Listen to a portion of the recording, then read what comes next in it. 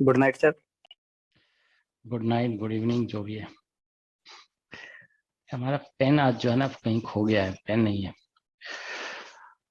Okay, तो बस 6-7 student ही आए हैं।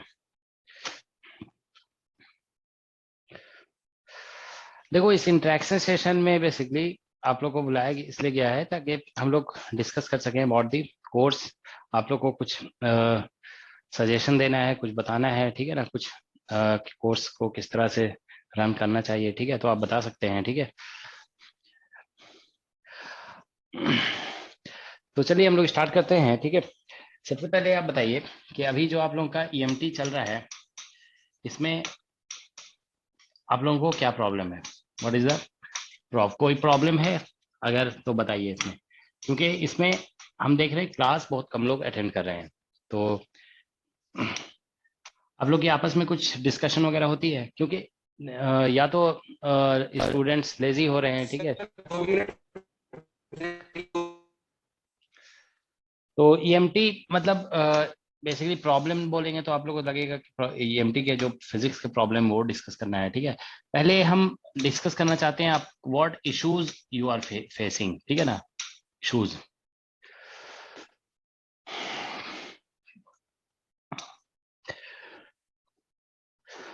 क्या कह रहे हो आप? 2 मिनट रुक जाए क्या?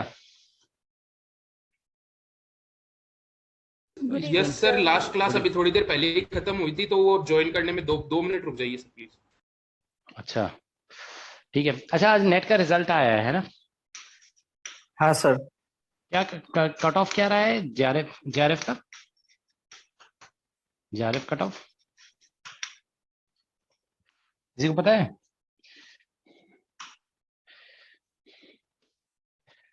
एनीवन? नो सर, अभी नहीं पता। अभी नहीं पता है? अच्छा, उसमें तो कुछ लिस्ट निकलता है ना, हम भी देखे नहीं है, ठीक है, लेकिन वो तो शायद निकालते हैं ना कि ये कट ऑफ रहा है। कट ऑफ शायद पहले ही निकल गया था ना, कट ऑफ या मार्क्स कुछ ऐसा निकला था पहले, है ना? आप लोग में से किसी का हुआ है क्या?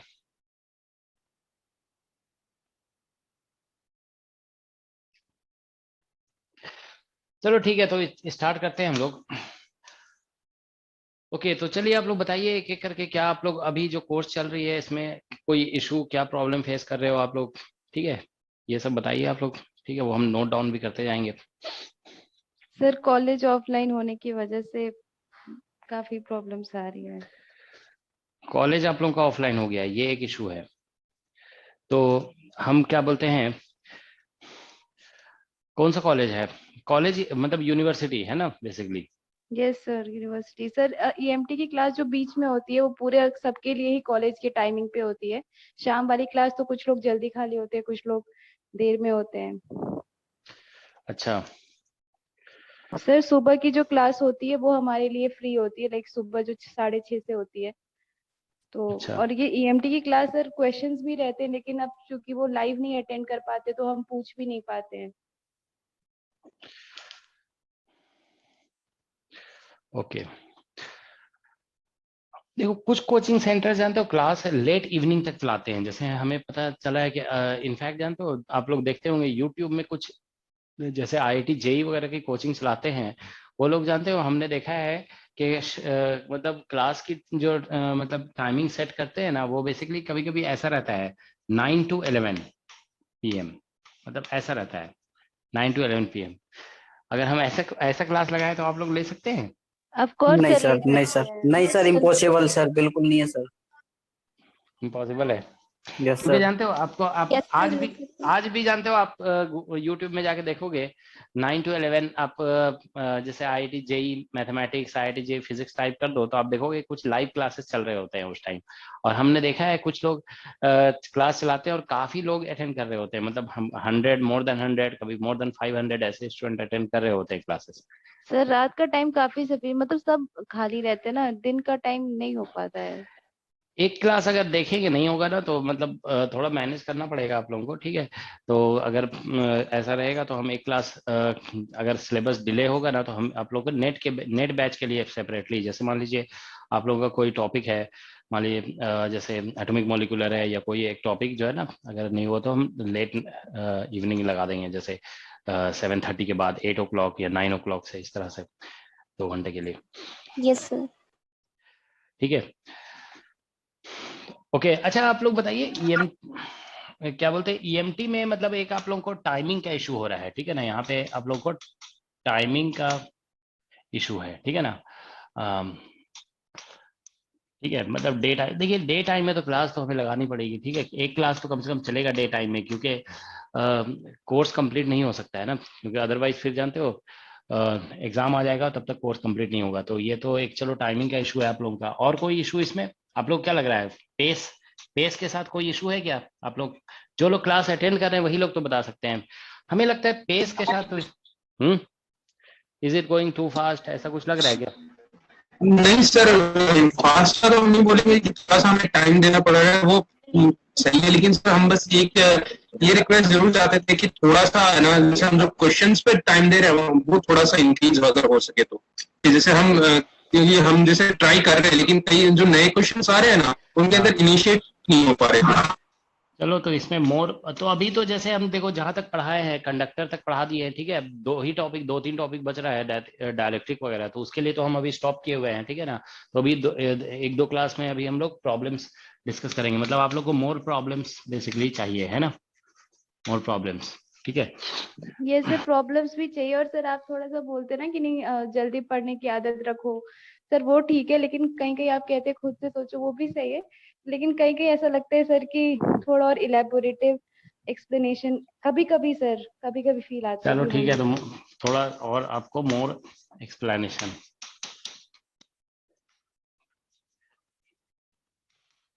ठीक है, ओके। तो ये इश्यूज आप लोगों का है, ठीक है। अच्छा मतलब कोर्स अभी तक जो कवर हुआ है, अभी देखिए एग्जाम का कोई नोटिफिकेशन तो है नहीं अभी आप लोगों का, है ना। Yes sir. ठीक है, तो अभी तक जैसे कोर्स जनरली अभी क्लासेस कितने आवर्स की हो रही है आप लोगों की? जनरली देखिए अभी जो है ना, अगर हम 6 आवर्स की सर। नंबर 6 ऑफ आवर्स की आवर्स हो रही सर। आवर्स अगर देखें तो हम लोग नेट बैच में जो क्लासेस ले रहे हैं, एक तो हम मॉर्निंग में लेते हैं क्लास ईएमटी की, है ना, और एक जनरली मैथमेटिकल क्लास भी चल रही थी, आज नहीं हुई थी, ठीक है ना। और तो 6 आवर्स की, और बैच 1 के लिए 6 आवर्स की क्लास हो रही है ना, लेकिन जो बैच 2 बाद में आया था उनके लिए मॉर्निंग में भी एक क्लास हो रही थी, है ना। तो चलो अभी नंबर ऑफ आवर्स 6 चल रहा है आप लोग का, 6 आवर्स। इसको क्या लगता है आप लोग को, इसको थोड़ा बढ़ा दें क्या? सर बढ़ाइएगा तो प्लीज रात में ही बढ़ाइएगा, दिन में फिर क्लासेस छूटेंगी और फिर वो एक प्रेशर सा डेवलप हो जाता है। लेकिन जानते हो हमको लगता है 6 आवर्स अगर कंटिन्यूअस चलता है ना तो भी ठीक है, क्योंकि स्क्रीन टाइम भी बहुत ज्यादा बढ़ जाएगा ना, फिर आप लोग सेल्फ 6 आवर्स से ज्यादा में फिर है ना क्वेश्चंस के लिए फिर प्रॉब्लम होगी कि है ना वो 6 आवर्स से ज्यादा क्लासेस ले रहे हैं तो फिर एक बीच में गैप चाहिएगा कि घंटे 2 घंटे में, वैसे कि है ना 6 घंटे क्लास ली तो अभी आधा घंटा ऑफ करो तो उसमें फिर वो क्वेश्चंस को हम उसमें से अपने आप को कम करने की कोशिश करेंगे, वो ज्यादा डेट्रीमेंटल है। चलो सर एक 6 और बात बोलनी थी, बताइए। जो इरोडोव आप कहते हैं ना, इसके क्वेश्चंस देख लिया करो सर। अगर कुछ क्वेश्चंस अगर आप खुद टिक लगवा दे कि ये क्वेश्चन देख लो तो वो भी अच्छा रहेगा। मतलब पूरी बुक तो अभी नहीं देख सकते और हमने पर्सनली नहीं किया है कभी उसे, तो अगर कुछ अच्छे क्वेश्चंस हो तो आप उसको चलो ठीक शॉर्टलिस्ट है, हम करा दिया करिए। इरोडोव का हम आप लोगों को लिस्ट भेज देते हैं, ठीक है, जो आप लोगों को करना चाहिए, ठीक है। यस सर, यस, मतलब थैंक यू। सिलेक्टेड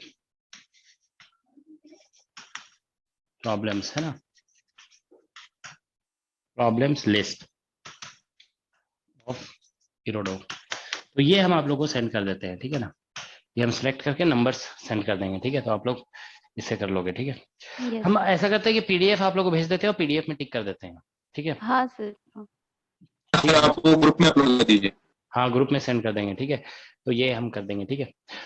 जानते हो देखो आज क्या बोलते हैं, और कोई आप लोगों को कुछ सजेशन वगैरह बतानी है तो आप बता सकते हो, ठीक है। देखो हम बीच में बस एक पॉइंट ऐड कर रहे हैं, जानते हो आज जो है ना अभी हम मतलब अपने जो कोचिंग सेंटर है वहां से आ रहे हैं, ठीक है। अमित सर वहीं से क्लास ले रहे थे, ठीक है। तो वहां पे हम 3 स्टूडेंट्स को बुलाए हुए थे जो अभी मतलब जैम में जिन लोगों का अच्छा रैंक आया था, ठीक है। एक 9th रैंक वाला था, एक 12th और एक 29th वाले, ठीक है।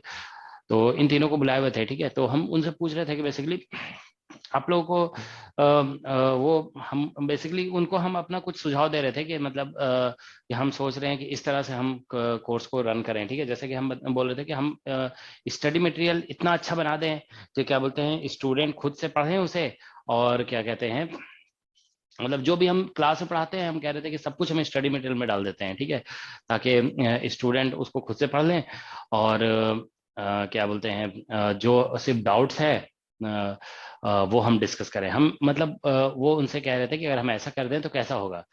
तो उसमें एक स्टूडेंट है पवन, तो पवन गर्ग, उसने जानते हो बताया हमें कि सर आप चाहे जितना भी अच्छा बना दें स्टडी मटेरियल को, ठीक है, आप अगर ये प्लान करेंगे ना कि स्टूडेंट पढ़ करके आएंगे और फिर आपसे आप उस जो भी वो पढ़ करके आएंगे आप पहले उनसे डाउट्स लेते हैं कि आपने पढ़ा उसमें कुछ नहीं समझ में आया और फिर उस पर बेस्ड आप प्रॉब्लम डिस्कस करते हैं, तो कभी पॉसिबल नहीं होगा, क्योंकि उसमें से कई स्टूडेंट ऐसे होंगे जो कभी भी पढ़ के नहीं आएंगे। तो वो बताने लगा कि जैसे हम 11th-12th की कोचिंग करते थे अपने लोकल होम टाउन में, तो बता रहा था कि वो कोचिंग वाले जो है ना बेसिकली असाइनमेंट देते थे करने के लिए, और असाइनमेंट जो करके आते थे ना, मतलब 11th-12th में थोड़ा अच्छा रिजल्ट आने के लिए ऐसा करते थे कि जो असाइनमेंट करके आते थे उनको ही एंट्री मिलती थी क्लास में, और क्या बोलते हैं बाकी लोग जो लोग नहीं करके आते थे उनको एंट्री नहीं दी जाती थी वहां पे कोचिंग में, इतना स्ट्रिक्ट थे वो कोचिंग वाले। तो वो बता रहा है कि तो स्टूडेंट क्या करने लगे कि कोई भी सब एक दूसरे से मतलब फोन पे बात करते थे कि आप लोगों ने मतलब एक दूसरे से कि अगर किसी ने किया है तो वो बस फोटो खींच के दूसरे को भेज दिया, उसने कॉपी कर लिया, बस ये होने लगा था कि सब लोग एक दूसरे की कॉपी करने में लगे रहते थे, ठीक है। कोई खुद से करता ही नहीं था, ठीक है। तो जानते हो मतलब अल्टीमेटली उसने भी ये कहा कि मतलब पढ़ाई करना, मतलब हम कंक्लूजन देखो हमारा यही निकला कि पढ़ाई करना जानते हो थोड़ा डिफिकल्ट काम है, ठीक है।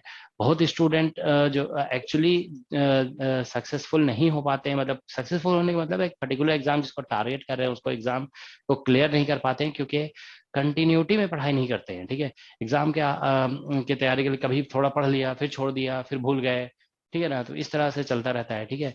कंटिन्यूटी में लोग पढ़ाई नहीं करते हैं, क्योंकि अगर पढ़ाई कर लेंगे ना तो डेफिनेटली क्लियर हो जाएगा, ठीक है। तो जानते हो मतलब आप देखिए आपको समझना ये है कि हम जानते हो देखो फैक्ट हम आपको बता रहे हैं, चाहे हम कितना भी पढ़ा दें क्लास में, हमारा काम जानते हो बस सिलेबस कंप्लीट कराना है, जिस टाइप के क्वेश्चंस आते हैं वो करा देंगे। लेकिन जानते हो देखो क्लास तो मान लो जो भी अटेंड कर रहे हैं सभी लोग देख रहे हैं कि क्या पढ़ाया जा रहा है, लेकिन इससे कभी एग्जाम क्लियर नहीं होता है, आपको ये समझना पड़ेगा, ठीक है। स्टूडेंट को इस बात को समझना पड़ेगा कि क्लास अटेंड करने से अगर एग्जाम क्लियर होता तो हर स्टूडेंट का फिर एग्जाम क्लियर हो जाता ना, लेकिन ऐसा होता नहीं है, ठीक है। आपको जानते हो सोचना पड़ेगा अपने अपनी मतलब कुछ क्वेश्चंस में फंस रहे हो तो उसमें टाइम स्पेंड करना पड़ेगा आपको। मान लीजिए आप 1 घंटा 2 घंटा टाइम भी स्पेंड कर दें अगर किसी क्वेश्चन में ना, तो ठीक है। कभी मान लीजिए नहीं हो रहा है ना, तो आप जानते हो क्या करो, ऐसा नहीं कि गूगल में सर्च करो, उस क्वेश्चन को कभी मत सर्च करो, ठीक है। बहुत स्टूडेंट ऐसा करते हैं कि मान लीजिए क्वेश्चन नहीं हुआ तो ग्रुप में तुरंत पूछ दिए, ठीक है। आप जानते हो कोशिश ये करना पड़ेगा कि अगर नहीं हो रहा है ना तो हम उस क्वेश्चन को कॉन्सेप्ट को पढ़ें फिर उससे रिलेटेड, ठीक है। जैसे मान लीजिए गॉस लॉ का कोई क्वेश्चन है आपसे नहीं हो रहा है, तो गॉस लॉ को आप रिवाइज करिए, आप कोशिश करिए कि हम बिना पूछे हुए उस क्वेश्चन को करें। जब आप ये ट्राई करोगे ना तो जानते हो क्या होगा, सिर्फ वो क्वेश्चन नहीं सॉल्व होगा, आप उस क्वेश्चन पे मत ध्यान दीजिए कि वो क्वेश्चन आपका सॉल्व नहीं हो रहा है, आप ये सोचिए क्वेश्चन नहीं सॉल्व हो रहा है तो कॉन्सेप्ट कहीं ना कहीं वीक है। आप जब उस क्वेश्चन को खुद से सॉल्व करने के लिए पढ़ोगे ना, कॉन्सेप्ट्स को पढ़ोगे, ऐसे नहीं सॉल्यूशन नहीं ढूंढना है उसका, कॉन्सेप्ट को पढ़िए फिर अप्लाई करने की कोशिश करिए। इंटीग्रेशन नहीं आ रहा है तो उससे रिलेटेड इंटीग्रेशन को देखो स्टैंडर्ड बुक्स में कि कैसे इंटीग्रेशन किया जाता है, तो जानते हो उस क्वेश्चन को तो आप सॉल्व कर लोगे, लेकिन साथ साथ आप बहुत सारी एडिशनल चीजें जो सीख जाओगे ना वही आपको मतलब आगे जाकर काम देगा। तो इसीलिए स्टूडेंट को कोशिश जरूर करना चाहिए, क्योंकि जब आप कोशिश करेंगे ना तो एडिशनली जो आप सीखते हैं ना वो एक्चुअल में काम देता है। ठीक है, और कभी भी क्वेश्चन ओरिएंटेड मत रहोगे। हम जैसे हम देखते हैं कि फेसबुक में भी बहुत सारे ग्रुप्स बने हुए हैं ना, तो स्टूडेंट्स के उस पर क्वेश्चन पोस्ट करते रहते हैं कि क्वेश्चन मान लीजिए पोस्ट कर दिया फोटो लेकर के, इसका सोल्यूशन आप बता दीजिए। अब कोई बता भी दिया सोल्यूशन तो उससे क्या फायदा हो गया, उससे कुछ ऐसा खास फायदा नहीं होता है। इसका मतलब क्वेश्चन आपसे नहीं सॉल्व हो रहा है तो कहीं ना कहीं कॉन्सेप्ट मिसिंग है। ठीक है, तो कॉन्सेप्ट जरूर पढ़ा करो उस क्वेश्चन को सॉल्व करने के लिए। ठीक है, तो चलो ये तो हम एक पॉइंट ऐड कर दिया। आप लोग बताइए और कुछ इसमें आप बताना चाहते हो? ठीक है, कोर्स से रिलेटेड। तो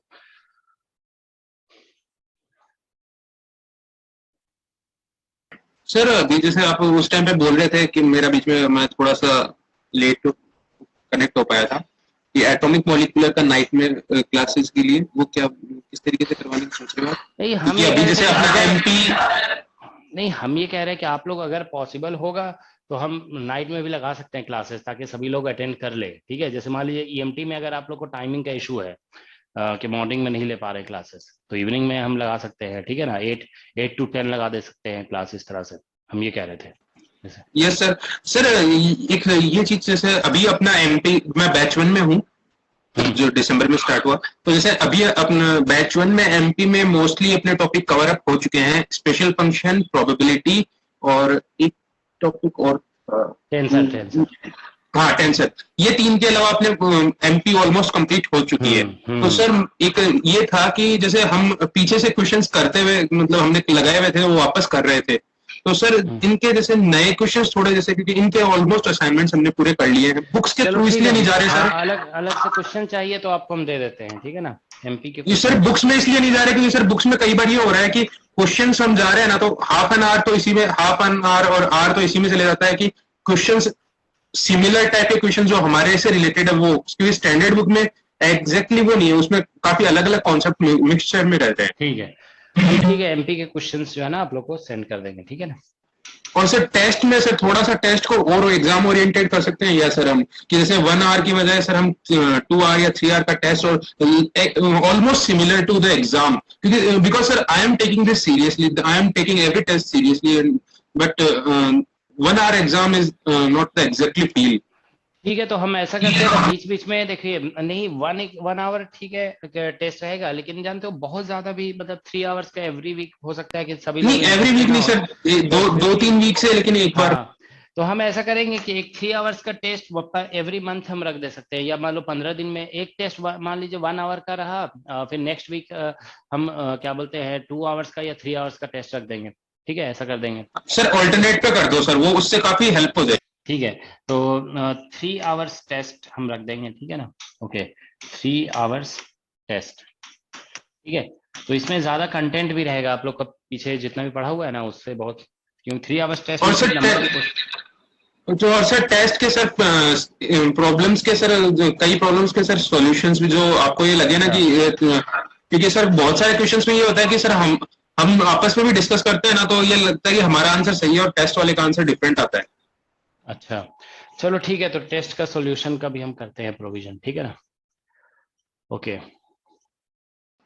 एंड असाइनमेंट में सर, असाइनमेंट को भी सर आपको रिवाइज करवाने पड़ेंगे सर बहुत सारे, मोस्टली सभी असाइनमेंट्स को, क्योंकि सभी असाइनमेंट्स में सर मिस्टेक्स है ऑलमोस्ट ऑल में।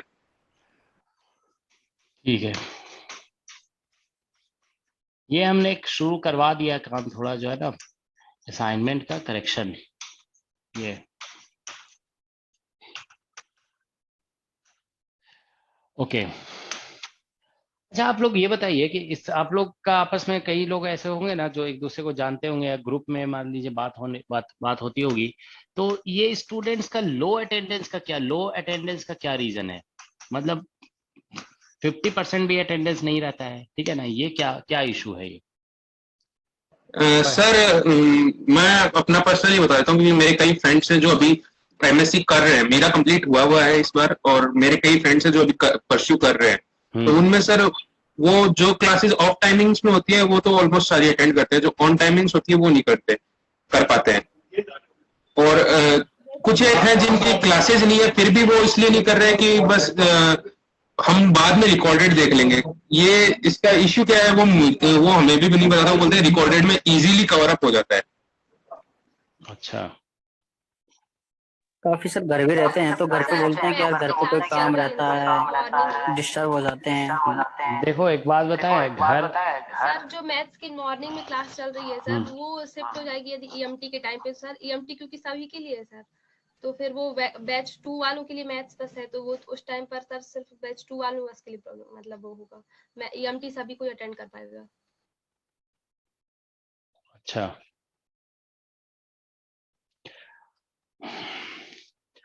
ये अभी बैच 1 बैच 2 का तो जो है ना बस अभी मैथमेटिकल ही अलग से चल रहा है, फिर बैच 2 का मैथमेटिकल हम कराएंगे। अभी तो मॉर्निंग में तो क्लास लगेगी ही, वो ठीक है, लेकिन अभी तो जो बाकी जो क्लासेस लगेगी ना वो कॉमन ही चला सकते हैं, ठीक है। ये आप लोग को मैथमेटिकल ही एक्स्ट्रा है जो छूटा हुआ है, तो वो धीरे धीरे जो है ना आप लोग को करा दिया जाएगा। फिर क्लासिकल आप लोग का थोड़ा छूट गया है, ठीक है, क्लासिकल और इलेक्ट्रॉनिक्स वगैरह फिर साथ साथ कराएंगे आप लोगों को, ठीक है।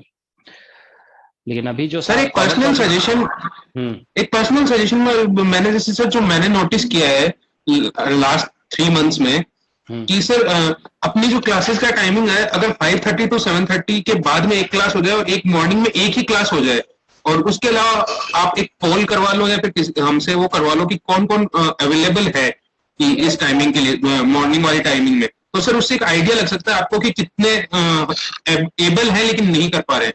तो सर उससे ये हो जाएगा कि अपन वो कर सकते हैं कि बैकवर्ड क्लासेस जो आप मतलब जिस बैच की छुट्टी हुई है वो उस टाइम पे अपन पोजीशन कर दें, तो उससे इजीली वो हो जाएगा कि हम इजीली कवर अप भी कर रहे हैं और आगे भी बढ़ रहे हैं। अच्छा सर हम जेन्युइनली करना चाहते हैं लाइव क्लास, लेकिन वो हो ही नहीं पाती है। सर जो अब जो भी पोर्शन सर बैच 2 का कराना है सर, वो 3 to 5 में यदि हो जाएगा ना सर, मॉर्निंग वाली फिर क्लास सभी अटेंड कर पाएंगे सर। अच्छा, सर मॉर्निंग यस सर कि मॉर्निंग 6:30 to 8:30 वो सभी अटेंड कर सकते हैं, तो उस टाइम पे अपन बैच 1 बैच 2 सबका कॉमन कर दें। 3 to 5 वाले में जिन जो बैकवर्ड में है वो मोस्टली वही है जो एमएससी इनकी कंप्लीटेड है नेट में। चलो तो अभी जानते हो डिफरेंशियल इक्वेशन कम से कम पढ़ा देते हैं इन लोग को, ठीक है ना। उसके बाद जो है ना हम सभी का कॉमन क्लास फिर मॉर्निंग में लगाएंगे 6:30 to 8:30 के आसपास, ठीक है ना। तो ये डिफरेंशियल इक्वेशन इन लोग का स्टार्ट हो गया है, वो करा देते हैं अभी 2-3-4 दिन में ये खत्म हो जाएगा, ठीक है। अभी फर्स्ट और डिफरेंशियल इक्वेशन पढ़ाया गया है इन लोग को, ठीक है। तो मॉर्निंग में फिर क्लास लगाएंगे मॉर्निंग में भी, लेकिन अटेंडेंस कम रहता है, हमको लगता है बहुत लोग सोते ही रहते हैं मॉर्निंग में, ये भी एक होता है issue सर है। सर ऐसा। सभी लोगों को रिकॉर्डिंग में सर उन्हें टेंशन नहीं होती कि आप कुछ पूछ लोगे या हमें एक्टिव रहना पड़ेगा रिकॉर्डिंग में। सर वो फील सर सही बताएं कि रिकॉर्डिंग में हमारे कई लेक्चर जिसमें बीच में प्रॉब्लम हो जाती है और हम बाद में देखते हैं ना, तो रिकॉर्डिंग में बस हमें देखना है, नोट करना है। वो नहीं है कि हमें एक अटेंटिव रहना पड़ता है ना लाइव क्लास में, कि नहीं हमें सर जो बता रहे हैं वो सुनना है और हमें हमारे डाउट्स को क्लियर करना है, वो वाली चीज नहीं रहती रिकॉर्डिंग में, तो उन्हें वो ईजी लगता है सर।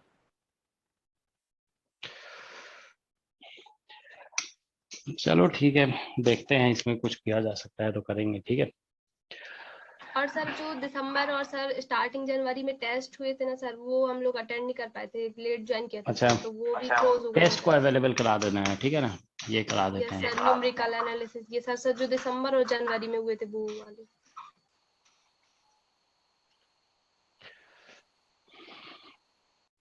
प्रीवियस टेस्ट,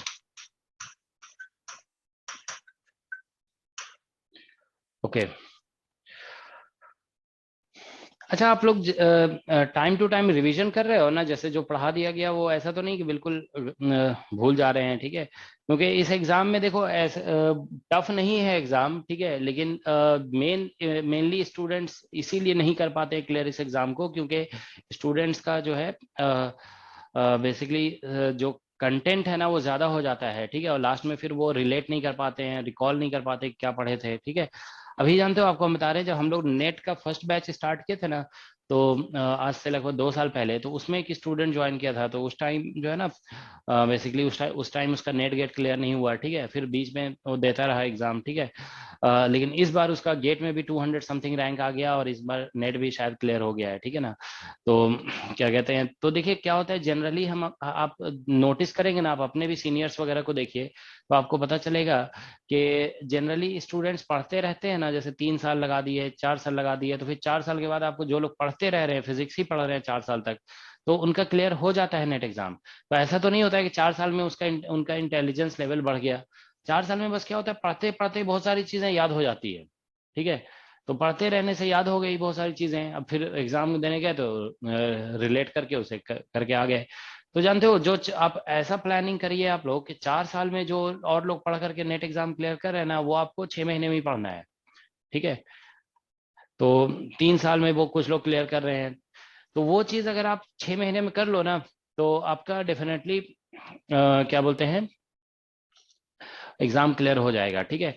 जैसे जानते हो एक बार एक हम किसी IAS ऑफिसर का एक इंटरव्यू सुन रहे थे, तो उनसे किसी ने पूछा कि क्या बोलते हैं आप IAS का एग्जाम क्लियर करने के लिए कितना पढ़ते थे डेली, नंबर ऑफ आवर्स क्या होता था। तो मतलब उन्होंने मतलब बोला कि मतलब जितना मन करता था पढ़ लेते थे, ठीक है। एग्जैक्टली उन्होंने जवाब नहीं दिया, ठीक है, कि जब हम पढ़ते ही रहते थे जितना मन करता था पढ़ लेते थे, इस तरह जवाब दिया। तो फिर उन्होंने बोला, फिर भी वो उस पर थोड़ा सा एम्फेसाइज किया कि आप एग्जैक्टली बताइए कितना आवर्स पढ़ते थे, मतलब 6 आवर्स, 7 आवर्स, 8 आवर्स। तो उन्होंने जान तो जवाब क्या दिया कि देखिए क्या है कि मतलब जो डेली रूटीन में जो काम होता है, ठीक है, वो काम हम करते थे, ठीक है। प्लस घर में अगर किसी ने कुछ बोल दिया कि कुछ सामान लाना है घर बाहर से जाकर, तो वो हम कर देते थे, घर के लोगों का थोड़ा काम कर हेल्प कर देते थे, ठीक है। और बाकी जो भी टाइम होता था ना, वो सिर्फ हमारा प्रिपरेशन में ही जाता था, ठीक है। तो बस यही रूटीन, मतलब हमें और कुछ समझ में ही नहीं आता था कि और कुछ करना है, ठीक है। बस प्रिपरेशन में ही लगे रहते थे, ठीक है। थोड़ा एक्सरसाइज वगैरह कर लेते थे, ठीक है। तो तो जानते हो अभी आप लोग को यही करना पड़ेगा, ठीक है, कि आप 6 मंथ्स जो है ना, जो भी अभी एग्जाम आने वाला है, आप अपना घर ऐसा नहीं, देखो आप अभी किसी ने बोला ना कि घर के लोग डिस्टर्ब करते हैं, देखिए घर के लोग आपको कुछ सामान लाने के लिए बोलेंगे तो आप ले आइए जा करके, ठीक है। आप नहीं लाएंगे ना तो वो ज्यादा आप डिस्टर्ब होंगे, हो सकता है कि वो बार बार आके बोलेंगे हम सामान लाने के लिए बोले थे, नहीं लाया अभी तक नहीं लाया, अभी तक नहीं लाया, ऐसे बोलते रहेंगे, ठीक है ना। तो उससे अच्छा है कि कोई बोल रहा है ना कुछ, तो आप उसको कर दीजिए, ठीक है, फिर अपना ध्यान लगाकर पढ़ाई करिए, ठीक है। तो अगर आप ज्यादा से ज्यादा टाइम अभी अपने सब्जेक्ट को दे देंगे ना, तो आपका एग्जाम जरूर क्लियर हो जाएगा, ठीक है। देखो आज के दौर में जानते हो मतलब एट प्रेजेंट टाइम पढ़ाई करना बहुत मुश्किल है, ठीक है। एक्चुअली है क्या कि आप एक कमरे के अंदर बैठ के भी डिस्टर्ब हो सकते हैं, ठीक है। आप दरवाजा अंदर से बंद कर दीजिए तो भी आप डिस्टर्ब हो सकते हैं, क्योंकि आपके पास इंटरनेट है, ठीक है ना। आप देखिए, आप पता चला वीडियो देखने के लिए मोबाइल उठाए, पता चला यूट्यूब देखने लगे, ठीक है। तो कुछ फेसबुक चलाने लगे, ट्विटर देखने लगे, ठीक है, कुछ भी देखने लगे, ठीक है। तो इस तरह से तो जानते हो थोड़ा सा मतलब इस चीज पे ध्यान रखना होगा कि आप का टाइम वेस्ट ना हो, ठीक है। क्योंकि टाइम बहुत ज्यादा हमने देखा है लोगों को, जैसे कि हमारे घर में भी हम देखते हैं कि लोग जो है ना रात में एक एक 12 बजे तक, 1 बजे तक लोग जो है मोबाइल देख रहे हैं, ठीक है, आराम से लेट करके देख रहे हैं मोबाइल, ठीक है। तो स्टूडेंट्स की बात हम बता रहे हैं, 9th 10th के स्टूडेंट इतना देखने लगे हैं मोबाइल के, पेरेंट्स बहुत ज्यादा परेशान हैं, ठीक है। हमारे घर में भी ये हाल है, ठीक है।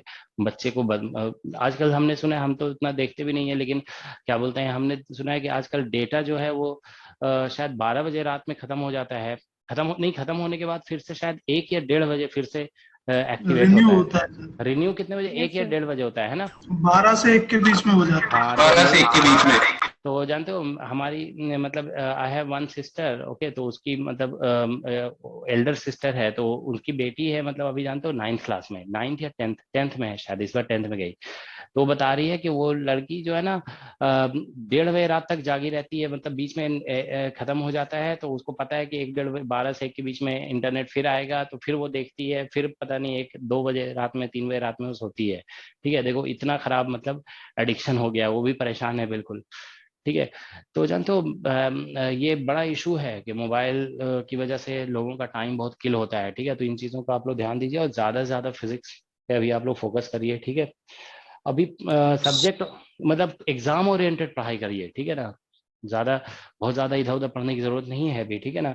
जानते हो लोग जानते हो इतना इन्फॉर्मेशन मतलब शेयर हो रहा है ना, इन्फॉर्मेशन का एक तरह से बाढ़ आ गया है, ठीक है ना। लोग इतना कुछ शेयर करने लगे हैं ना, आपको हर कुछ इंटरेस्टिंग लग सकता है। आप एक बार कुछ यूट्यूब ओपन कर दो ना, तो कोई क्या शेयर कर रहा है, एक से एक चीजें शेयर हो रही हैं, लोग को लगता है कि ये जान जाएंगे, तो मतलब ऐसा लगता है कि हमें जानना चाहिए, ठीक है। लेकिन आप अल्टीमेटली थोड़ा सा शांति से बैठ के सोचिएगा ना, कि आप क्या बोलते हैं ये जान भी जाएंगे तो आप क्या कर सकते हैं, कुछ नहीं। अब जैसे मान लो रशिया और यूक्रेन में लड़ाई हो रही है, अब क्या है कि डेली का अपडेट आप देख रहे हो, कि रशिया और यूक्रेन में लड़ाई हो रही है, दिल्ली का क्या अपडेट है, कहीं रशिया ने परमाणु बम तो नहीं गिरा दिया। ठीक है, तो मतलब ये दुखद बात तो हो सकती है, लेकिन आप कर क्या सकते हो उस पे? हाँ, आपका कोई कमांड है ही नहीं है, मतलब कोई कंट्रोल ही नहीं है। ठीक है, अगर गिरा भी देगा तो आप क्या कर लोगे? ठीक है, तो वो तो न्यूज कहीं ना कहीं से पता चल ही जाएगी। आप तो इन चीजों, मतलब हम आपको, मतलब जो हम फील कर रहे हैं वो बता रहे हैं कि ये बहुत डिस्ट्रैक्शन है। ठीक है, और इन डिस्ट्रैक्शंस के बीच में पढ़ाई करना बहुत मुश्किल काम है, तो इसलिए थोड़ा सा आप लोग को एफर्ट लगाना पड़ेगा। जितना ज्यादा मेहनत कर सकते हैं कर लीजिए। ठीक है, नहीं तो बाद में फिर काफी, जानते हो, मतलब हम देखते हैं स्टूडेंट काफी परेशान हो जाते हैं, फिर एग्जाम नहीं क्लियर हो रहा है, क्या करें क्या करें। ठीक है सर एक मैं पर्सनल चीज पूछना चाह रहा था कि जैसे सर हम्म अभी गेट का रिजल्ट है और मेरा गेट का 1700 से हो गया, हम्म तो सर अभी जैसे अब मैं पीएचडी के लिए जैसे अभी मैं इंस्टीट्यूट में वो फॉर्म फिलअप कर रहा हूँ, तो सर हम्म इंटरव्यूज के लिए मुझे कोई अलग से क्या कोई प्रिपरेशन कोई करनी चाहिए, क्योंकि देखो, इंटरव्यू उस चीज का कोई सर कभी प्रिपरेशन नहीं करा सकता। इंटरव्यू का, इंटरव्यू में जानते हो, देखो फिजिक्स के इंटरव्यू में जानते हो पर्सनालिटी टेस्ट नहीं होती है। जैसे क्या होता है आईएएस के इंटरव्यू में होता है ना, कि वो लोग, आप देखोगे कि बहुत सारे कोचिंग सेंटर जैसे होते हैं दिल्ली में, तो वो इंटरव्यू करवाते हैं, वो मॉक इंटरव्यू। तो वो जानते हो क्या है कि आप देखोगे कई बार वो इंटरव्यू लेते हैं और फिर बताते हैं कि आपका बोलने का तरीका ठीक नहीं था, आप थोड़ा फास्ट बोल रहे थे, आप को नॉलेज कम है, या फिर आपका ड्रेसिंग सेंस ठीक नहीं है। ठीक है, हम देखते हैं कि कई बार ऐसे मतलब लोग अपलोड किए हुए रहते हैं वीडियोस वगैरह यूट्यूब पे, वो बता रहे हैं कि आपका मतलब जो टाई है वो ठीक नहीं है, इस कलर का नहीं होना चाहिए, मतलब वो इतना तक गाइड कर देते हैं। ठीक है, तो वो फिजिक्स में नहीं होता। फिजिक्स में आप जानते हो कितना भी बोरिंग पर्सनालिटी हो आप, ठीक है, वो देखेंगे कि हाँ आप कैलकुलेशन कर पा रहे हो, नॉलेज है आपको, ठीक है ना, तो बस वो ले लेंगे आपको। ठीक है, physics, as a physics student जानते हो आप बिल्कुल, मतलब पर्सनालिटी आपकी खराब भी होगी ना, ठीक है, तो भी आपका सिलेक्शन हो जाएगा। वो उनको कोई मतलब नहीं है कि आपकी पर्सनालिटी कैसी है, आपको इंग्लिश आती है कि नहीं आती है, वो बिल्कुल नहीं देखते हैं। ठीक है, आप नहीं भी जानते हो ना इंग्लिश, बोल दो जाके सर हमको नहीं आती इंग्लिश, हम हिंदी में बोलेंगे। ठीक है, तो ठीक है बोलिए हिंदी में। ठीक है, और क्या बोलते हैं, बस कैलकुलेशन आपको आना चाहिए, फिजिक्स के कॉन्सेप्ट्स क्लियर होने चाहिए। ठीक है, और फिजिक्स का कॉन्सेप्ट आपको कोई इंटरव्यू के लिए ट्रेन नहीं कर सकता है, आपको हम बता रहे हैं। आप जितना सब्जेक्ट को ग्रास्प किए हुए होंगे ना, वो चीज वहां पे क्लियर हो जाती है कि आप कितना समझते हो सब्जेक्ट को। ठीक है, और वो जानते हो डीपली जब आप पढ़े हुए होंगे, मतलब जितना भी आपने टाइम स्पेंड किया है ना फिजिक्स पे, वो चीज वहां पे रिफ्लेक्ट होना शुरू हो जाती है। ठीक है, तो वो पकड़ लेते हैं वो कि मतलब जो बच्चे का इंटरव्यू चल रहा है वो कितना जानता है, कैपेबल है कि नहीं है, वो चीज पता चल जाता है उन्हें। ठीक है, इंटरव्यू बहुत क्लियर कट होता है। ठीक है, अब उसमें कुछ लोगों का होता है इंटरेस्ट कि हमें हाँ इसको लेना है, वो ले लेते हैं, किसी का इंटरेस्ट नहीं होता है तो नहीं लेते हैं। ठीक है, पीएचडी में जानते हो क्या होता है, जैसे कोई किसी को लगता है ना कि हाँ मतलब ये स्टूडेंट है जो हमारे फील्ड में काम कर सकता है। ठीक है, किसी को लग सकता है कि यह हमारे फील्ड में काम नहीं कर सकता है, क्योंकि पीएचडी बहुत स्पेसिफिक होती है। जैसे मान लीजिए कोई प्रोफेसर है एस्ट्रोफिजिक्स का, ठीक है, वो किसी कैंडिडेट का इंटरव्यू ले रहा है, अब उसने पूछा आपसे टेंसर के बारे में, अब बोलोगे सर आई डोंट नो। ठीक है, तो वो तो डिसाइड कर लेगा उसी टाइम कि इसको हम तो नहीं लेंगे पीएचडी के लिए, तो फिर वो दूसरों पे छोड़ देगा। ठीक है, तो दूसरे लोग में से कोई एक मान लो मटेरियल साइंस पे काम कर रहा है, उसने अपने आपसे मटेरियल सेमीकंडक्टर वगैरह के बारे में पूछा, तो आप उसको लगा कि हाँ ठीक ठाक सेमीकंडक्टर का आंसर दे दिया, तो उसको लग सकता है कि हाँ हम इसको पीएचडी में लेंगे तो ये कर लेगा। ठीक है, तो वो बोल देंगे कि ओके इसको सिलेक्ट कर लो, हम ले लेंगे इसको पीएचडी के में। ठीक है ना, तो फिर ऐसे हो जाता है सिलेक्शन उसमें। ठीक है, तो पीएचडी में आपको जानते हो, देखो जैसे ईएमटी पढ़ के चले जाओ, क्वांटम पढ़ के चले जाओ, ठीक है ना, थोड़ा मैथमेटिकल स्किल अच्छा है, तो कोई भी एक टॉपिक में आप ठीक ठाक आंसर कर दोगे ना, तो आपका सिलेक्शन हो जाएगा। जैसे ईएमटी से क्वेश्चन पूछा गया, आप आंसर कर दीजिए, आपका सिलेक्शन का चांस है। मान लीजिए आप एमपी का क्वेश्चन नहीं भी कर पाएंगे ना, ईएमटी का कर दोगे तो आपका सिलेक्शन हो जाएगा। क्योंकि वो लोग किस तरह से देखते हैं ना कि ये, अगर आप मैथमेटिकल क्वेश्चन बहुत अच्छा कर रहे हैं आंसर, तो थ्योरी के जो प्रोफेसर होंगे वो आप में इंटरेस्टेड होंगे। ठीक है, आपको लेना चाहेंगे। नहीं कर पाएंगे तो एक्सपेरिमेंट वाले इंटरेस्टेड होंगे, वो ले लेंगे। ठीक है, तो लेकिन नॉलेज को कहीं ना कहीं किसी न किसी फील्ड का नॉलेज वो चेक करते हैं कि आपको है कि नहीं है। ठीक है, उसके लिए बहुत ज्यादा तैयारी की जरूरत नहीं है। रेगुलर जो पढ़ा हुआ होता है ना स्टूडेंट, वही इंटरव्यू में अच्छा कर सकता है। तैयारी करके बहुत अच्छा करना थोड़ा मुश्किल है उसमें। ओके, और सर जो आप सर अभी ईएमटी के लिए जो असाइनमेंट के लिए सर डिस्कशन लेने वाले हैं ना सर कल क्लास, तो वो सर हम लोग के अभी कुछ असाइनमेंट मतलब करना बाकी है, तो सर आप 1-2 दिन बाद से यदि सर मतलब नहीं देखो, इसको जानते हो थोड़ा आप लोग फास्ट करो, ठीक है ना, इतना स्लो करोगे ना तो फिर तो कहाँ से होगा। आप देखिए अभी हम कितने ईएमटी में 16 क्लास लिए हैं, 16 क्लास लगभग 1 महीने से चल रहा होगा, ठीक है, बीच बीच में गैप भी हुआ है, ऐसा नहीं कि डेली लिए हैं क्लास, ठीक है, थोड़ा तो फास्ट करना पड़ेगा। जानते हो नेट का सिलेबस बहुत वास्ट है, इसको आप लोग जानते हो, मतलब हमको लगता है कंसिस्टेंटली नहीं कर रहे हो, मतलब डेली डिसाइड करो कि हम 10 क्वेश्चन करेंगे ही करेंगे, ठीक है, 10-15 क्वेश्चन जो है ना ट्राई किया करो डेली। थोड़ा जानते हो थोड़ा डेडिकेशन से पढ़ाई करनी पड़ेगी, हमको लग रहा है डेडिकेशन से पढ़ाई नहीं कर रहे हैं आप लोग। Okay and sir one more thing about the PhD section, sir इसमें ये लेटर ऑफ वो मांगते हैं कि लेटर ऑफ, उसका कोई इंपॉर्टेंस नहीं होता है, समझ गया ना, वो कुछ राइट अप वगैरह मांगते हैं ना किसी टॉपिक पे, ये यस यस, कि आपका क्या इंटेंट है हमें ज्वाइन करने का 400 वर्ड्स में, उसका कोई मतलब, वो पढ़ते भी नहीं होगे हमको लगता है, वो जानते हो उसका कुछ नहीं है, बस वो कभी कभी जानते हो ऐसा हो सकता है कि कभी देख लिए थोड़ा बहुत, ठीक है ना, लेकिन क्या बोलते हैं नहीं सर वो क्या है कि ये एकदम नई चीज देखी तो सर इससे ये लगा कि क्या पता क्या चीज, एक बार पूछ ले सर वो से। जानते हो क्या करो, उसके लिए कैसे लिखा जाता है हम बता रहे हैं, आप किसी भी फील्ड में लिखना चाहते हैं ना तो उसका एक रिव्यू लेटर होता है, ठीक है ना, जैसे रिव्यू पेपर आता है, ठीक है, तो आप उसको थोड़ा पढ़ लेंगे ना, 10 पेज पढ़ लोगे तो आपको थोड़ा समझ में आ जाएगा, ठीक है। एक जनरल है, हम आपको दिखा रहे हैं, ठीक है ना, देखिए हम आपको कभी आपको राइट अप लिखना है ना, how to write write up हम बता देते हैं, ठीक है ना, देखिए how to write a write up, ठीक है, राइट अप होता है या कुछ भी मतलब रिसर्च प्रपोजल, इंटेंट लेटर, हाँ इंटेंट लेटर बोलते हैं इसे, है ना, रिसर्च प्रपोजल भी बोलते हैं, ठीक है ना, प्रपोजल, ठीक है, या इंटेंट लेटर जो भी है, भाई आप क्या करना चाहते हो, बेसिकली इंटेंट लेटर मीन्स यही हो गया, ठीक है। तो देखिए आप जानते हो क्या है इंटेंट लेटर, मतलब का मतलब हुआ ये रिसर्च प्रपोजल कि आप क्या करना चाहते हैं, ठीक है, तो इसका ये मतलब तो नहीं होता है ना कि आप कोई बिल्कुल ऐसा काम बताएं कि दुनिया में कहीं नहीं हो रहा है, ऐसा जानते हो कोई भी काम नहीं है जो दुनिया में कहीं नहीं हो रहा है, ठीक है, ऐसा हो ही नहीं सकता। आपको पता है अगर आपसे कोई पूछेगा कि कैलकुलस किसने डेवलप किया, तो आप सभी को पता है कि calculus was developed by Newton, but before Newton it was published by, किसने पब्लिश किया था न्यूटन से पहले, पता है ना आप लोग को, लिबनीज,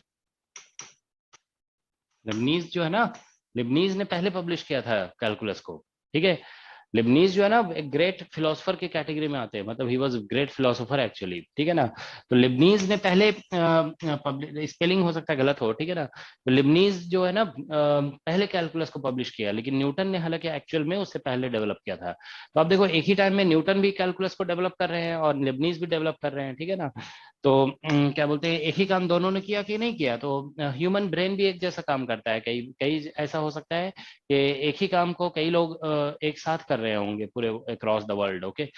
तो आप जानते हो रिसर्च प्रपोजल अगर आपको लिखना है ना तो आप क्या करो, गूगल में सर्च करो कि करंट रिसर्च इन कंडेंस मैटर फिजिक्स, ठीक है ना, आप क्या करेंगे कि रिसर्च प्रपोजल लिखने के लिए आप ऐसे सर्च करेंगे करंट, देखिए करंट रिसर्च,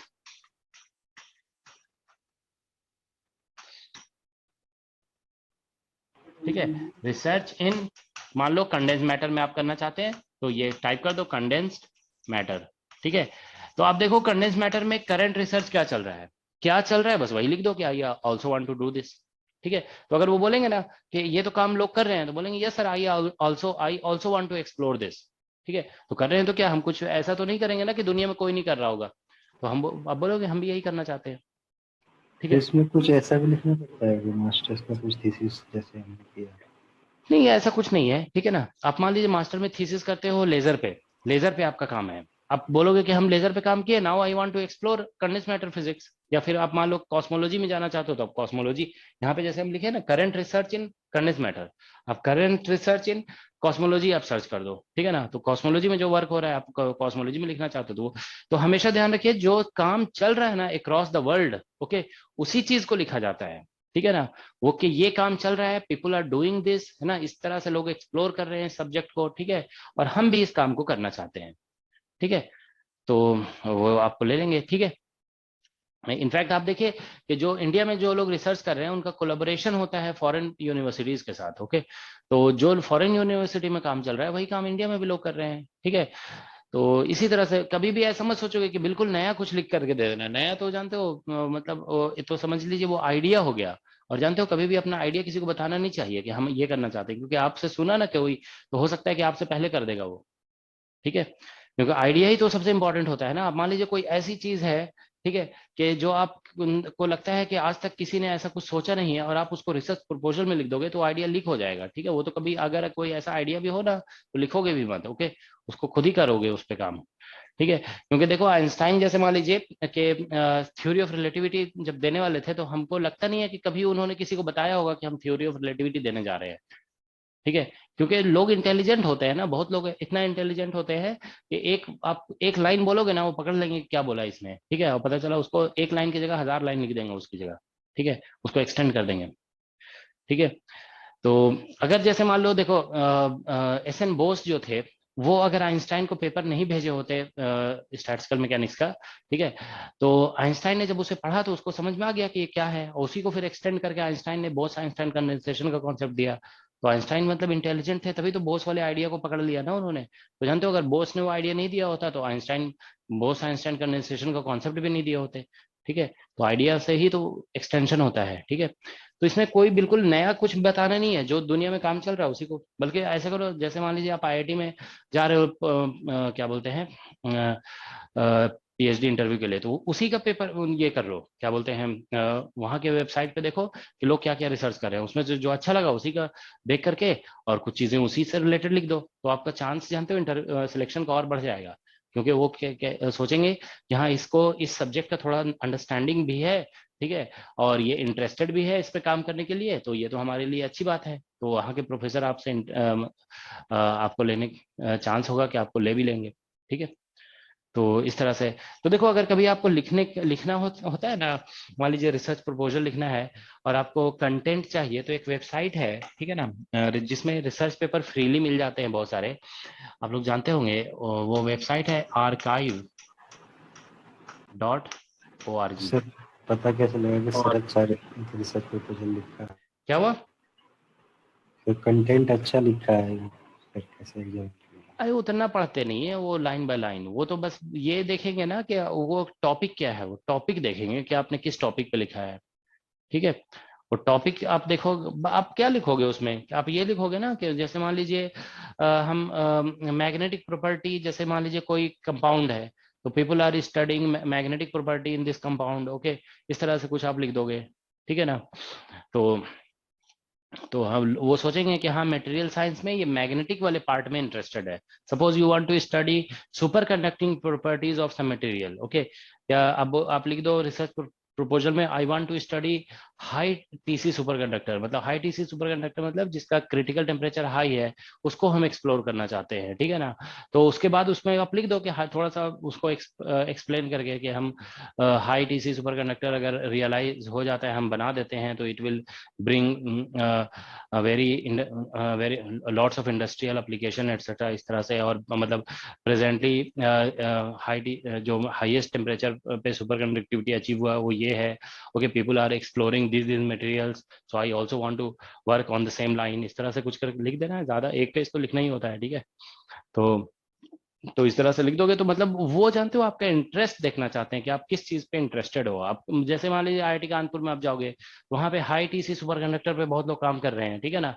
अब आप बताओगे ना कि हम भी हाई टीसी सुपर कंडक्टर पे काम करना चाहते हैं, तो उनको लगेगा ना कि हाँ ये स्टूडेंट ऑलरेडी माइंड मेकअप किया हुआ है कि हाई टीसी पे हमें काम करना है, तो वो आपका प्रोबेबिलिटी ऑफ सिलेक्शन बढ़ सकता है, ठीक है ना।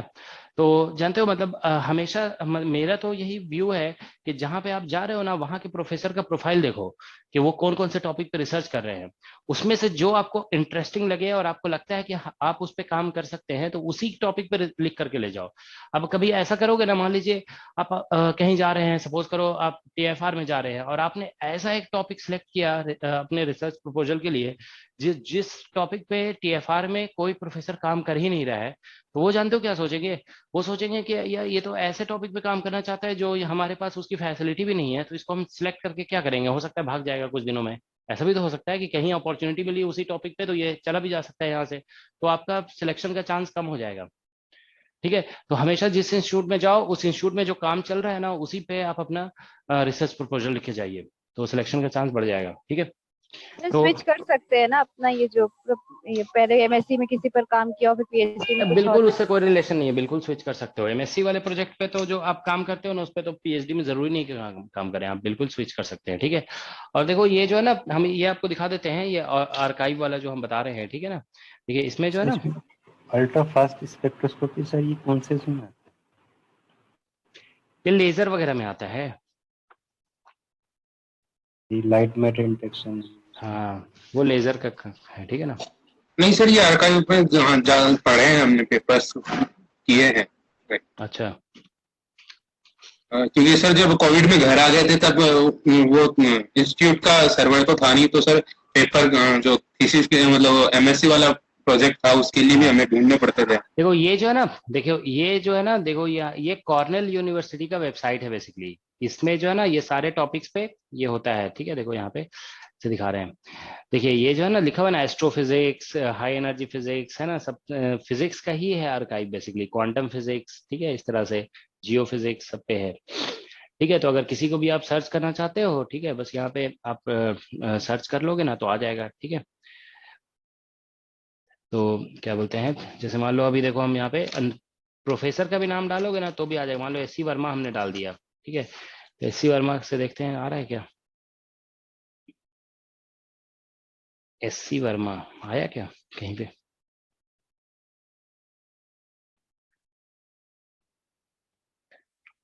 आया नहीं, लेकिन मतलब कुछ तो आ गया ना सर्च करने से। ठीक है ना, तो ये सर वो ऑथर लिखना पड़ेगा आपको, ऑथर के अंदर वहाँ पे सेलेक्ट करना पड़ेगा। ऑल फील्ड्स था या ऑथर, है ना। हाँ, ऑथर्स में हमने डाल दिया है SC वर्मा। होगा किसी इसमें वर्मा कहीं ना कहीं लिखा होगा इसमें, समझ गया ना, इसीलिए ये आ गया। ठीक है, तो ये SC वगैरह कुछ लिखा होगा अगर हम, ठीक है ना। तो अगर जो आप सर्च करना चाहते हो ना, जैसे मान लीजिए क्वांटम का कुछ सर्च, मान लीजिए आप हाई, ठीक है ना, टेम्परेचर सुपर कंडक्टर, है ना,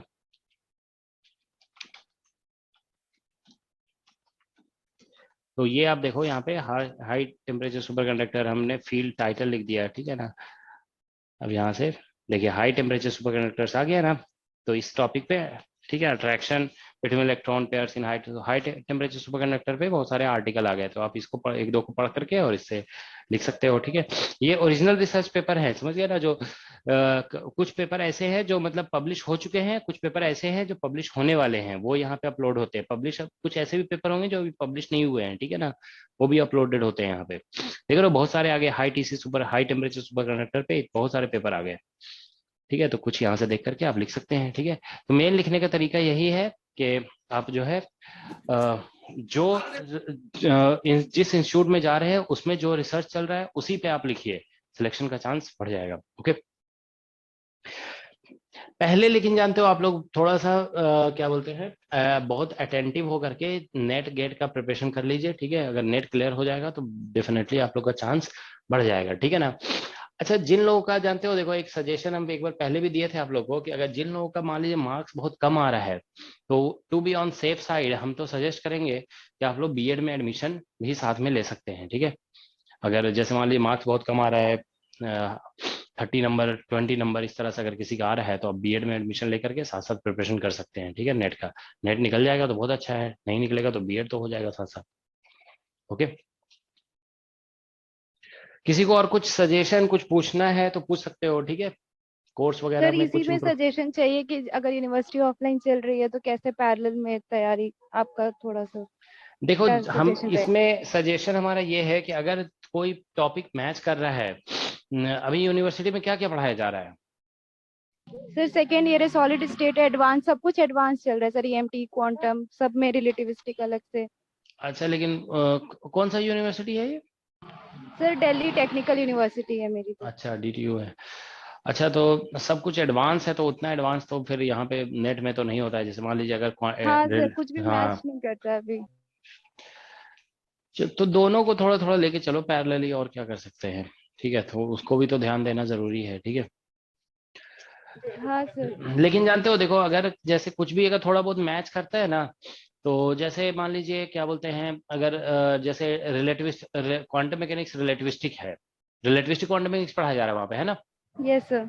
अब मान लीजिए अभी हम वहां पे पहुंचे नहीं, रिलेटिविस्टिक ऐसे भी हम लोग यहाँ पे बहुत कम पढ़ाते हैं, 1 या 2 क्लास लेंगे उस पर। ठीक है, क्योंकि क्वेश्चन उससे कम आया है, मतलब पूरे नेट एग्जाम में मान लीजिए 25 एग्जाम जो भी हुआ है, ठीक है ना, उसमें जानते हो मैक्सिमम 3 या 4 क्वेश्चन पूछा गया, 3 क्वेश्चन शायद पूछा गया रिलेटिविस्टिक से। ठीक है, तो वो 3 क्वेश्चंस भी जो हैं, वो 3 क्वेश्चंस आपको कोशिश करना चाहिए कि अभी अब आपके यूनिवर्सिटी में पढ़ाया जा रहा है ना, तो वो 3 क्वेश्चन आप खुद से कर लें, क्योंकि वहां पे आपको ज्यादा पढ़ाया जा रहा है। तो जानते हो जो नेट, देखो कोचिंग पे फुली डिपेंडेंट होना जरूरी नहीं है। ठीक है ना, आप जैसे नेट का क्वेश्चन है, गेट का क्वेश्चन है, आपके यूनिवर्सिटी से जो भी ओवरलैप कर रहे हैं ना सिलेबस, वो आप कोशिश करो, क्योंकि उससे आपके यूनिवर्सिटी का प्रिपरेशन भी ज्यादा अच्छा हो जाएगा। ठीक है, अब जैसे मान लीजिए हम चलो एक क्वेश्चन दे देते हैं, उसको ट्राई करके देखोगे। ठीक है, आप लोग रिलेटिविस्टिक क्वांटम मैकेनिक्स यूनिवर्सिटी में पढ़ रहे हैं, आपको पता है कि एक्सेलरेशन ऑपरेटर कैसे लिखते हैं रिलेटिविस्टिक क्वांटम मैकेनिक्स में? How do we write acceleration operator? तो नहीं ये सर, ये तो अभी हाँ नहीं डिस्कस। हाँ, तो देखो ये हो सकता है कि आप आगे भी बढ़ गए होंगे इससे, क्योंकि ये बिल्कुल स्टार्टिंग में आता है। ठीक है ना, इंट्रोडक्टरी पार्ट में आता है। तो अब आप जाकर के देखोगे कि आपने जो भी पढ़ा है ना, उससे एक्सेलरेशन ऑपरेटर कैसे लिखते हैं रिलेटिविस्टिक क्वांटम मैकेनिक्स में। ठीक है, तो तो मतलब यही पूछा भी गया है नेट एग्जाम में, एक्सेलरेशन ऑपरेटर पूछा गया था। ठीक है, एक ये पूछा गया था, और एक पूछा गया था आप लोग को, आप कौन से बैच से हो, बैच 1 या बैच 2? अच्छा, बैच 1 के ही हो ना, ये तो बैच 1 के लिए है। ठीक है, तो देखो आप लोग को बैच 1 में तो क्लासिकल भी पढ़ा दिया गया है। ठीक है ना, तो आप लोग देखिए क्लासिकल पढ़ चुके हैं, तो क्लासिकल में आप लोग को पता है ना कि एक क्या बोलते हैं टॉपिक था, motion of charge particle in electric and magnetic field, याद है ना? तो उसका हम लोग लैग्रांजियन लिखे थे। लैग्रांजियन इस तरह से याद है, हाफ mv², और फिर क्या था याद है? हाफ mv² और QAV सर, प्लस था ना QA.V, है ना? A.V और माइनस Q5, Q5। है ना? तो ये था Lagrangian for relativistic charge particle. ठीक है ना, तो जानते हो एक बार नेट एग्जाम में क्वेश्चन पूछा गया कि श्रोडिंजर इक्वेशन फॉर रिलेटिविस्ट, ये नॉन रिलेटिविस्टिक के लिए है, ये नॉन रिलेटिविस्टिक का है ना? Yes sir. हाँ, क्योंकि हाफ mv² लिखे हुए हैं। तो जानते हो नेट एग्जाम में क्वेश्चन पूछा गया कि रिलेटिविस्टिक चार्ज पार्टिकल अगर इलेक्ट्रोमैग्नेटिक फील्ड में मूव कर रहा है, तो उसके लिए डिराक इक्वेशन क्या होगा? What is the Dirac equation for relativistic charge particle moving in electromagnetic field? ये क्वेश्चन पूछा गया है। ये 2 क्वेश्चन देखो हम आपको बता दिए। ठीक है ना, तो ये बेसिकली क्वेश्चन था। तो अब आप जैसे मान लीजिए पढ़ रहे हैं कॉलेज में अपने, तो आप कोशिश करो कि वो ये 2 क्वेश्चन जो हम बताए ना रिलेटिविस्टिक चार्ज पार्टिकल के लिए डिराक इक्वेशन क्या होगा। ठीक है, तो ये दोनों क्वेश्चन को आप आंसर करने की कोशिश करें। तो मतलब नेट में जो भी क्वेश्चन आ चुका है ना, ठीक है, आप कोशिश करें कि वो आप आंसर करें। ठीक है, कॉलेज में जो पढ़ाया जा रहा है उससे। ठीक है, ओके सर। एक थर्ड क्वेश्चन और कुछ हेलिसिटी ऑपरेटर से कुछ रिलेटेड पूछा गया था, वो मुझे याद नहीं आ रहा है। ठीक है, लेकिन एक बार आप देख सकते हो। ठीक है ना, ये जो भी क्वेश्चंस आए थे ना, वो 2016 से लेकर के 18-19 के बीच में ही पूछा गया है, 16 से मतलब 15-16 के बीच में। ठीक है ना, उसके बाद से इधर लगभग 3-4 एग्जाम में रिलेटिविस्टिक क्वांटम मैकेनिक्स का क्वेश्चन नहीं आया है। ओके, तो उससे कोशिश करोगे ना, अगर जो कॉलेज में पढ़ाया जा रहा है उससे अगर नेट के पेपर के क्वेश्चन को आंसर करने का, तो प्रिपरेशन आपका थोड़ा बेटर हो जाएगा। ओके, सॉलिड स्टेट में अभी जो पढ़ाया जा रहा है वहां पे वो क्या क्या पढ़ाया जा रहा है? सर कोई भी चीज होती है कॉलेज यूनिवर्सिटी में तो फुल डेरिवेशन का ही होता है, हम उसको सॉलिड स्टेट तो पैरेलल लेके चलने की कोशिश कर रहे हैं। तो सॉलिड तो आप लोग तो उसको करिए, सॉलिड स्टेट पढ़ाया जा रहा है तो अच्छी बात है। आप लोग को तो सॉलिड हम यहाँ पे पढ़ा भी चुके हैं ना सर? उस वाले सॉलिड में तो sir initially pre electron theory तक तो सर अच्छे से हो रहा था। हाँ लेकिन उसके बाद जहाँ सर क्योंकि डेरिवेशंस पहले पढ़े हुए नहीं थे तो वो काफी फास्ट निकल गया। अच्छा चलो ठीक है। हम सॉलिड, आप लोग जानते हो मुझे भी बाद में ऐसा लगने लगा था कि जैसे ईएमटी का भी यूज हो रहा है उसमें सॉलिड में, तो आप लोग को नया लग रहा होगा, ठीक है ना। फिर क्वांटम का भी यूज हो रहा था, ठीक है। तो नहीं हुआ तो हम सॉलिड अभी बैच 2 को पढ़ाएंगे ना, तो आप लोग को फिर से एक बार दे देंगे, यस ठीक सर, है, लेक्चर्स आप लोग कर यस लोगे। सर। लेकिन जानते हो अभी हम सर बता रहे हैं कि उसमें solid तो को- उसमें हम्म, सॉलिड में तो सर लास्ट वाला पार्ट था ना जो एडवांस वाला, जिसमें मैग्नेटिज्म वगैरह वो सब कुछ आ रहा था, वो वाले फॉर्मूले तो हम सिर्फ याद कर रहे थे, वो ये करने की ट्राई कर रहे थे ना समझने की, तो फिर उसके लिए हमें बहुत टाइम देना पड़ हाँ रहा तो था कई वो तो हम फॉर्मूले। ऐसे भी बोल रहे थे ना कि स्टैटिस्टिकल मैकेनिक्स से रिलेटेड है वो, है ना। तो सर वो हमारे तो में कब स्टार्ट में स्टार्ट होगा हाँ, तो मोस्टली बात। स्टार्ट में थोड़ा सा ये खत्म हो जाए ना, क्या बोलते हैं, थोड़ा सा और आगे बढ़ जाएगा ना ये क्वांटम का पोर्शन, ठीक है। मतलब ये कम से कम 15 लेक्चर हो जाए, अभी 5 लेक्चर हुए ना, 10 लेक्चर और होने के बाद फिर हम स्टार्ट कर देंगे, ठीक है। Okay sir. ठीक है, तो कॉलेज की पढ़ाई को भी जानते हो इससे लिंक करो, ठीक है, नेट के प्रिपरेशन से, तो डेफिनेटली फिर बेटर हो जाएगा। ओके, क्योंकि जैसे मान लीजिए कॉलेज में आप डेरिवेशन पढ़ रहे हो ना, जानते हो ट्रू फिजिक्स एक्चुअली डेरिवेशन ही है। प्रॉब्लम तो उसका जस्ट छोटा सा एप्लीकेशन होता है। तो डेरिवेशन को अगर आप जानते हो, जो आप नेट के प्रॉब्लम से उससे लिंक करोगे ना, तो अंडरस्टैंडिंग बहुत अच्छी हो जाएगी। Okay, okay sir. चलो सर एक ठीक और है। तो रिक्वेस्ट हाँ, करना था, और हमें सर जनरल फिजिक्स में सर टेंसर थोड़ा पढ़ा देते क्योंकि हर जगह बहुत जरूरी हो रहा है। तो अभी पढ़ा देते हैं ना, ये प्रोबेबिलिटी पढ़ाते हैं, उसके बाद टेंसर भी पढ़ा देते हैं, ठीक है। Yes sir please sir. ठीक है, ओके। और सर ऐसी सर जैसे आज अपन ने इंटरेक्शन किया कि हाफ एन आवर का किया, सर ऐसा है ना एक मंथली एक ऐसा इंटरेक्शन भी सर अगर पॉसिबल हो तो, क्योंकि सर कई बार हम अपनी प्रॉब्लम्स आपको बताते हैं ना तो वो होती नहीं है, लेकिन वो बताते हैं तो सर वो लगता है कि नहीं यार हम कर सकते हैं। ठीक है, चलो हम ये जो है ना मोर इंटरेक्शन सेशन रख देंगे, ठीक है। सर बात करके कुछ आइडिया तो मिला, थोड़ा पॉजिटिव सा लगा, ये इंटरेक्शन सेशन रहेगा तो वो ठीक रहेगा। ठीक है, हम रखा करेंगे रेगुलरली इंटरेक्शन सेशन, ओके। ठीक है, अभी कोई और कुछ बोल रहे थे आप लोगों में से कोई? ठीक है, तो पढ़ाई करिए। देखो मतलब हम कोशिश करेंगे कि, और देखो हम एक बात फिर से बता देते हैं, ठीक है, जानते हो मतलब अभी हम और लोगों से भी इंटरेक्ट कर रहे थे, तो लोग मतलब यही बोलते हैं कि स्टूडेंट्स अगर पढ़ने लगे तब तो कोई प्रॉब्लम ही नहीं है। मेन सबसे बड़ी प्रॉब्लम है स्टूडेंट कम पढ़ते हैं, ठीक है। तो आप लोग थोड़ा ज्यादा पढ़ने की कोशिश करिए। और दूसरी बात क्या है कि जब जिस दिन प्रॉब्लम डिस्कशन क्लास होना तो उस दिन जरूर करके आइए, क्योंकि जानते हो मेरा हमेशा का यही ऑब्जर्वेशन है कि जब भी हम लोग प्रॉब्लम डिस्कशन क्लास रखते हैं ना, तो सिर्फ 1 या 2 स्टूडेंट पूछते हैं प्रॉब्लम, ठीक है। हर बैच में यही होता है, 1-2 स्टूडेंट प्रॉब्लम पूछते हैं, बाकी सब जो है ना वो क्योंकि करे ही नहीं होते हैं, अटेम्प्ट ही नहीं किए होते हैं। तो ये कभी ना हो, ठीक है ना। आप लोग प्रॉब्लम जरूर अटेम्प्ट करिए, होता है या नहीं होता है, अटेम्प्ट करने से आप सीखते हैं, समझ गए ना। प्रॉब्लम सॉल्व कर हो जाने से कोई नहीं कुछ सीखता है, समझ गया ना। क्योंकि देखो प्रॉब्लम अटेम्प्ट करने का पहला 2 स्टेप जो होता है ना, फर्स्ट 2 स्टेप्स, वही सबसे इंपॉर्टेंट होता है, ठीक है। उसके बाद तो फिर कैलकुलेशन होता है। तो आप अटेम्प्ट करेंगे ना तो उसी से अंडरस्टैंडिंग बिल्ड होती है। तो इसीलिए अटेम्प्ट जरूर किया करो प्रॉब्लम्स को, ठीक है। और कुछ सॉल्व प्रॉब्लम पढ़ो, ठीक है। मेरा जो सजेशन है ना वो कि रीड सॉल्व प्रॉब्लम्स, ठीक है। आप सॉल्व प्रॉब्लम जरूर पढ़ें, ठीक है। सॉल्व प्रॉब्लम जैसे मान लीजिए एससीबी से पढ़ लें, या फिर आईआईटी जेई का सॉल्यूशन पढ़ लें, ठीक है। या इरोडोव का भी सॉल्यूशन होता है, आप जानते होंगे कि इरोडोव का सॉल्यूशन पीडीएफ वगैरह इजिली मिल जाता है, ठीक है ना। तो इरोडोव का सॉल्यूशन पढ़ लें, जो भी है, ठीक है ना। तो सॉल्व प्रॉब्लम जरूर पढ़ो, जहां से भी मिलता है ना किसी तो भी टॉपिक का, तो सॉल्व प्रॉब्लम पढ़ लिया करो, इससे डेफिनेटली हेल्प मिलेगा, ठीक है। चलो फिर हम अभी स्टॉप करते हैं, ठीक है। और जानते हो हम पिछले बैच में भी ये बोलते थे हमेशा, ठीक है, कि एक कॉन्सेप्ट रखिए रिवाइज एवरी डे का, रिवाइज एवरी डे। जो स्टूडेंट ये काम करेंगे ना उनका एग्जाम जरूर क्लियर होगा। रिवाइज एवरीडे मतलब कुछ भी रिवाइज करो, ठीक है ना, लेकिन कोशिश क्या करो ज्यादा से ज्यादा, ठीक है ना, as much as possible, as much as possible. Revise everyday का कॉन्सेप्ट आप रखेंगे तो आपका एग्जाम जरूर क्लियर होगा। और ऐसा नहीं कि एक टॉपिक छोटा सा रिवाइज किया, जितना ज्यादा कर सकते हो रिवाइज कर लिया करो, ठीक है। क्योंकि पढ़ना बहुत ज्यादा नहीं है, मगर पढ़ करके याद रखना बहुत जरूरी है, ठीक है। तो इसीलिए ये बहुत हेल्पफुल होगा आपके लिए, ठीक है। Revise every day as much as possible, ठीक है। ठीक है, तो हम स्टॉप करते हैं। इवनिंग वाली क्लास का एक बार कंसीडर करिएगा। ठीक है, चलो देखते हैं। ठीक है okay sir, thank you. Sir ठीक कल का क्या शेड्यूल रखने का सोचा है सर? कल तो नॉर्मल वाला ही रहेगा? हाँ, कल नॉर्मल ही रहेगा जैसे होता है डेली। ठीक है ना? ठीक है, थैंक यू सर। ठीक है भाई।